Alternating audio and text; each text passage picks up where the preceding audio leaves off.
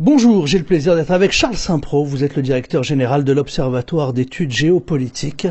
Merci de m'accueillir dans votre bureau, Charles Saint-Pro, pour parler de ce sujet qui interpelle de nombreux Français, qui découvrent, pourtant on en a parlé, on essaye de faire de la pédagogie, mais on a le sentiment que ça passe pas dans l'opinion publique française, cette histoire du Sahara marocain, et qui semble découvrir maintenant en voyant dans certains journaux risque de guerre entre l'Algérie et le Maroc, et les gens ne comprennent absolument pas ce qui se passe. Alors on va revenir sur ces grands éléments. D'abord ma première question, pensez-vous que le Maroc montre ses muscles en ce moment pour réaffirmer son autorité sur le Sahara, ou qu'il y a réellement un risque d'escalade jusqu'à l'option militaire entre le Maroc et le Polisario? Quand je dis le Polisario, on comprend que derrière, c'est l'Algérie. Oui, en fait, c'est l'Algérie, parce que le Polisario existe de moins en moins. Ça a toujours été un mouvement fantomatique qui dépend de l'Algérie, qui rassemblait quelques milliers de personnes. Aujourd'hui, il doit y avoir 2000 à 3000 combattants, militants au total. Donc c'est bien entendu l'Algérie qui est en cause, et je pense que ça, il va falloir le redire, parce que on ne résoudra pas le problème si on ne tient pas compte de ce facteur. Qu'est-ce qui se passe aujourd'hui? En 91, le Maroc a accepté la création d'une zone tampon entre l'Algérie, la Mauritanie et lui. Le Maroc avait construit un mur de défense face aux incursions des séparatistes qui à l'époque étaient soutenus par Cuba. C'était des militaires cubains, c'était des militaires allemands de l'Est, c'était des militaires tchèques, c'était tout un complot, c'était tout le communisme international qui était à la manœuvre. Bon. Et puis le Maroc a tenu, il a construit son mur de défense. En 91, le bloc soviétique étant devenu ce qu'il était, il n'avait plus les moyens, il n'existait plus d'ailleurs, donc le Polisario et l'Algérie ne pouvaient plus aligner les milliers de combattants cubains et autres. Et donc il y a eu un cessez-le-feu et le Maroc a accepté une zone tampon pour pas se trouver au contact direct de l'Algérie et de la Mauritanie, mais sans renoncer à ses droits.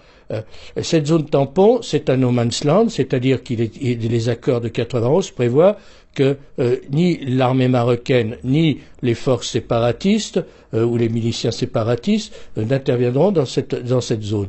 Or depuis quelque temps, notamment dans la région de Guerguerat, qui est un peu la frontière, qui est la frontière entre le Maroc et la Mauritanie, tout à fait au sud du Sahara marocain, et qui est la porte d'entrée vers l'Afrique, et qui est aussi, je le dis toujours, la première ligne de défense de l'Europe face à tous les trafics, à tous les extrémistes qui pourraient venir de cette partie du monde, puisque les Marocains font un travail remarquable d'observation et de contrôle à cette frontière, aussi bien des matériels que des hommes. Eh bien, depuis quelque temps, dans cette petite zone de no man's land, des séparatistes du Polisario se sont infiltrés et ont créé des troubles. Alors, ils ont créé des troubles en attaquant des camions, en attaquant des touristes, des gens des Africains qui viennent au Maroc, et le Maroc était intervenu en 2016. Bon, le secrétaire général de l'ONU a demandé que le Maroc retire ses troupes en disant nous allons contrôler et nous allons faire en sorte qu'il n'y ait pas de violation de cette zone tampon. Bien entendu, l'ONU n'a rien fait et les incursions des séparatistes ont continué, c'est de la provocation et donc le Maroc en est là, il constate qu'il y a toujours ces incursions, qu'il y a toujours ces menaces d'agitation, et donc il a dit soit l'ONU fait son travail, c'est-à-dire empêche les séparatistes d'intervenir d'entrer dans cette zone, soit je ferai la police moi-même. Et il a donc mobilisé ses troupes, le Maroc a donc mobilisé ses troupes à cet effet. Bon, est-ce que ça veut dire qu'il y a un risque de guerre? Bon, le Maroc ne veut pas la guerre. Il est clair que le Maroc est un pays sérieux qui ne veut pas la guerre. Tout le monde, en revanche, est inquiet sur... bien entendu, le Polisario n'a aucun rôle dans cette affaire. C'est l'Algérie, c'est le régime algérien. Et tout le monde est inquiet sur ce qui se passe actuellement en Algérie. Il est clair qu'il y a une lutte pour le pouvoir entre des factions qui sont du même parti unique, mais qui veulent quand même chacune ravir le pouvoir quand Bouteflika mourra, ce qui ne saurait tarder probablement. Et donc, il y a un climat très très très dangereux de surenchère entre les uns et les autres. Et on peut penser que ce régime, qui est un régime post-soviétique, qui est un régime totalitaire, qui est un régime rétrograde, qui est un régime qui a volé son peuple, peut se livrer à n'importe quel débordement pour rester au pouvoir ou par mesure de surenchère. Donc le danger réel, il est là. En réalité, on ne comprendrait rien aux problèmes qui se posent sans comprendre ce qui se passe en Algérie. Voilà. J'aimerais, Charles Saint-Preux, que l'on revienne quand même au début, à la genèse de cette histoire, pour comprendre ce qui se passe. On a parlé du Polisario, de la zone tampon. Beaucoup de gens aussi ne comprennent pas, ne signifient pas tout ce que cela signifie. On va revenir. Le Sahara, au moment du protectorat, et la partie du Sahara qui était espagnole, on l'appelait sur les cartes le Sahara espagnol. L'Espagne a quitté le Sahara. Vous me corrigez si je me trompe. Il a quitté parce que le roi... Le Maroc a toujours revendiqué le Sahara, bien entendu. Sûr, parce que vouloir revendiquer le reprendre, puisque historiquement, la frontière naturelle du Maroc, elle est pratiquement jusqu'au fleuve Sénégal. Bien entendu. Alors, on a créé la France, par égarement, je le dis, a créé cette Mauritanie qui est un État pas viable et qui est un État où il n'y a aucun contrôle.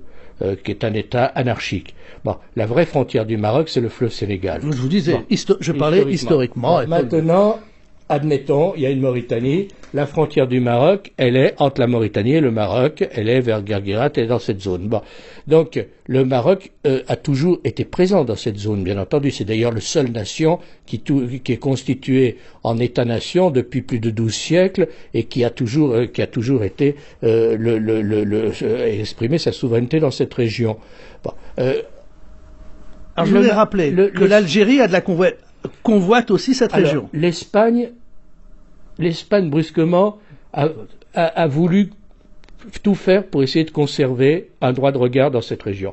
Et elle s'est trouvée en coïncidence, qui est d'ailleurs extrêmement rigolo, parce que on était à la fin du régime du général Franco, et l'Algérie, qui soutenait d'ailleurs l'ETA, les terroristes de l'ETA, il faut le rappeler, et qui était dans le bloc soviétique, s'est mis d'accord avec l'Espagne pour créer au Maroc des problèmes, c'est-à-dire de ne pas rétrocéder cette région. Et c'est là que le roi Hassan II a déclenché ce qu'on a appelé la marche verte, c'est-à-dire qu'il a invité la population pacifiquement à récupérer le territoire, et cette immense marche qui fait que le Maroc a récupéré son territoire et l'Espagne est partie. Ça devait être en 1976. C'était en 1975. Et donc l'Algérie a continué à ce moment-là à alimenter la fiction d'un mouvement séparatiste qui s'appelle le Polisario, qu'elle a créé de toutes pièces avec le bloc soviétique et qui a mené des actions militaires, enfin sous le couvert du Polisario, c'était, je le répète, les troupes cubaines, les Allemands de l'Est, les cadres tchèques, etc., etc. Ce qui est d'ailleurs très amusant, c'est que, en revanche, l'Union soviétique, la Russie qui tirait un peu les marrons, les ficelles de tous ces gens-là, n'a jamais reconnu le Polisario. Et encore aujourd'hui, la Russie ne le reconnaît pas. Mais c'était un jeu, en fait, il s'agissait d'appliquer la théorie de Lénine, de tourner l'Europe par l'Afrique, et puis de créer des problèmes à un Maroc qui était clairement dans le camp du monde libre face au bloc soviétique. C'était ça la raison. Et l'Algérie de Boumedienne était l'allié de la Russie soviétique et voulait aussi avoir un accès vers l'Atlantique et couper le Maroc de son hinterland africain. Alors, en fait, l'Algérie a le régime algérien a deux problèmes, a deux complexes. C'est la France et le Maroc.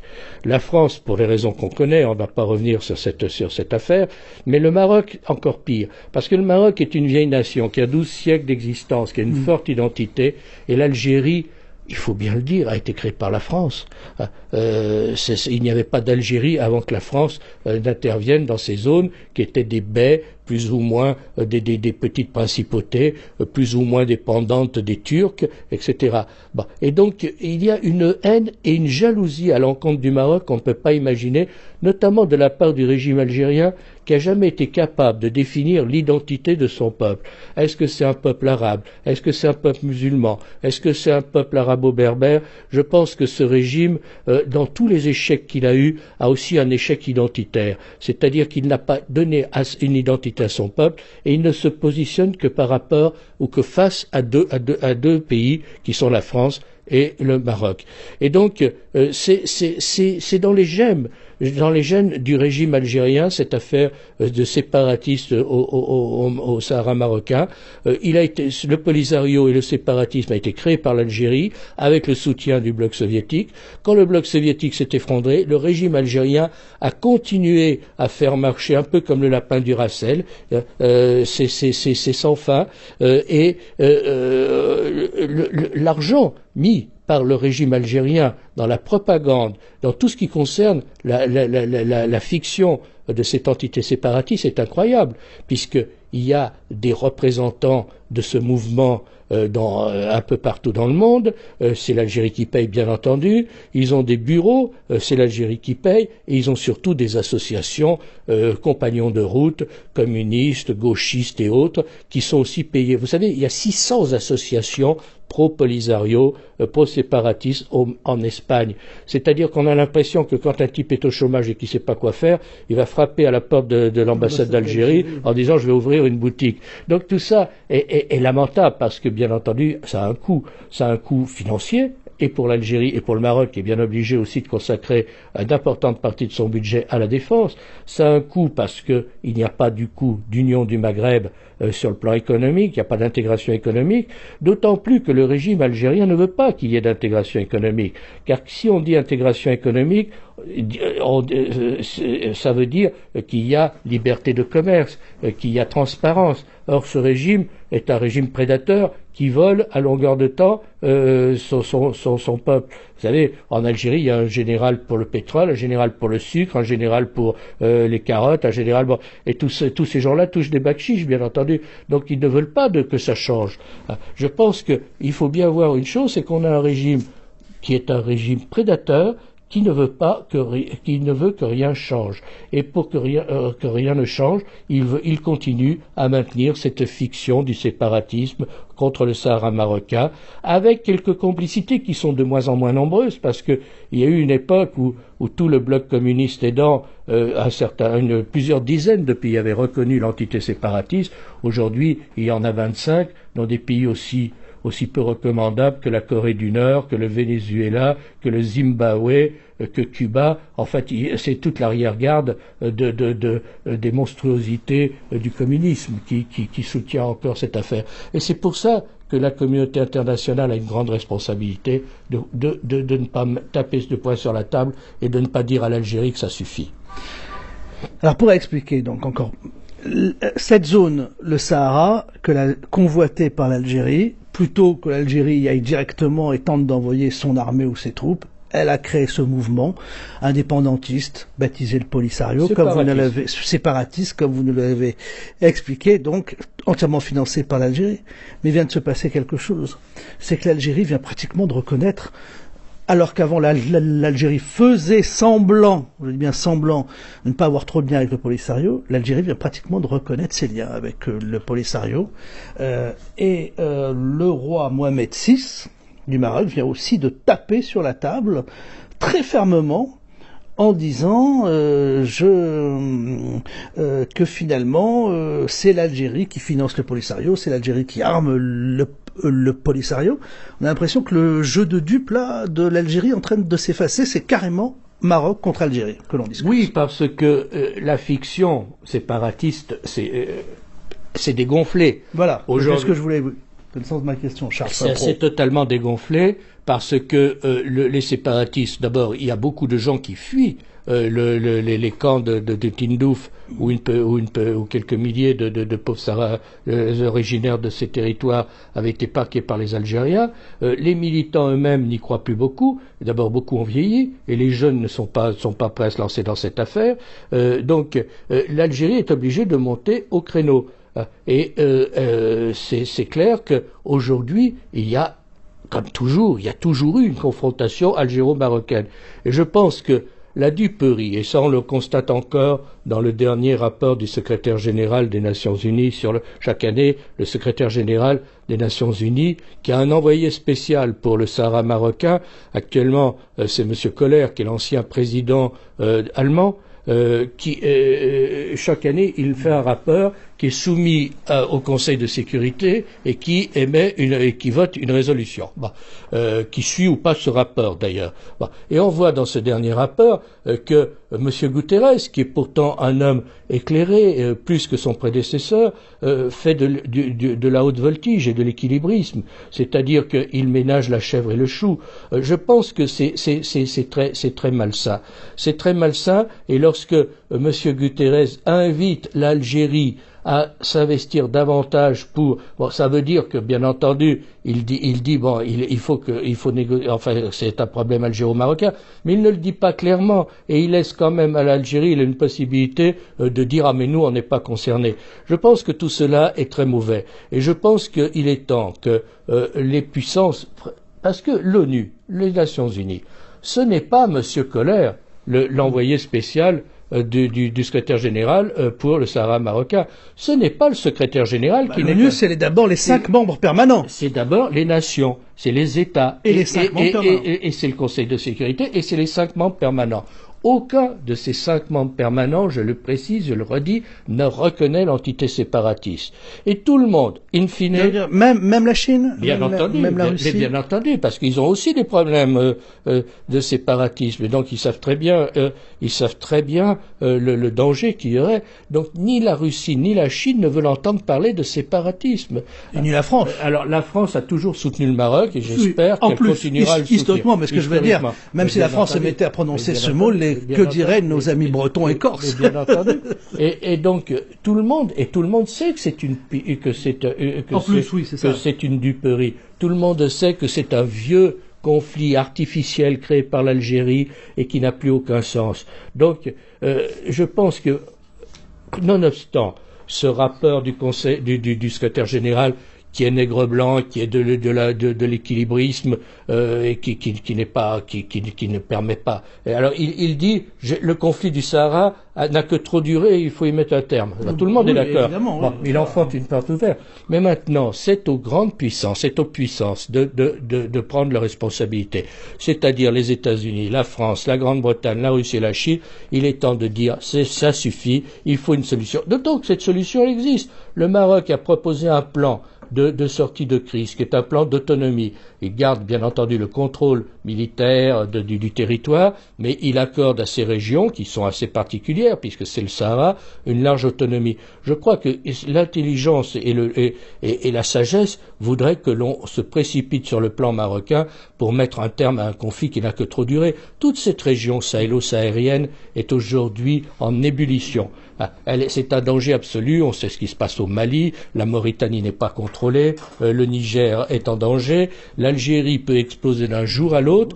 Donc on n'a quand même pas besoin de ce conflit artificiel, stupide, qui menace la stabilité de la région et qui menace aussi la stabilité de l'Europe. Il faut des pays européens, il faut bien être clair. Donc je pense qu'il serait temps de dire que cette affaire doit cesser et d'adopter le plan d'autonomie marocain pour mettre un terme à un conflit qui, je le répète, est un conflit artificiel et un résidu de la guerre froide.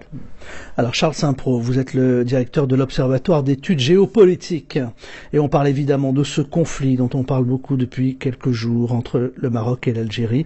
Vous avez notamment récemment publié un mémento de la question du Sahara marocain avec d'autres experts, notamment Christophe Boutin et Jean-Yves Decara. Charles Saint-Pro. En 4 langues en plus, pratique. Il est en anglais, en espagnol, en arabe et en français. Et on vient de le présenter au Parlement européen. Voilà. La presse marocaine, Charles Saint-Pro, va jusqu'à écrire: la guerre n'a jamais été l'option privilégiée du Maroc pour régler ses différends, mais aujourd'hui, force est de constater que la situation semble ne laisser au Royaume que le choix d'une position offensive, ressentie dans les déclarations de ses officiels. Ça va loin.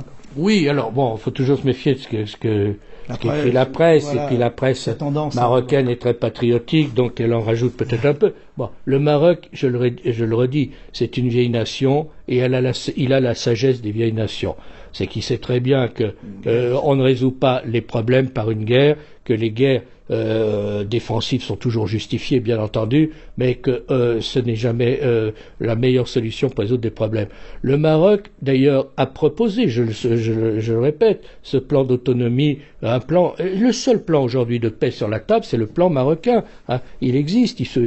Donc le Maroc voudrait privilégier la solution diplomatique. Mais il ne peut que constater qu'il y a de la part de la partie algérienne, puisque je ne dis pas qu'il y ait de partis séparatistes, ils n'existent pas, ce sont quelques dizaines de cadres qui sont tous des agents de la sécurité militaire algérienne et quelques centaines de pauvres combattants qui ne savent pas pourquoi ils combattent d'ailleurs et d'ailleurs qui combattent rien.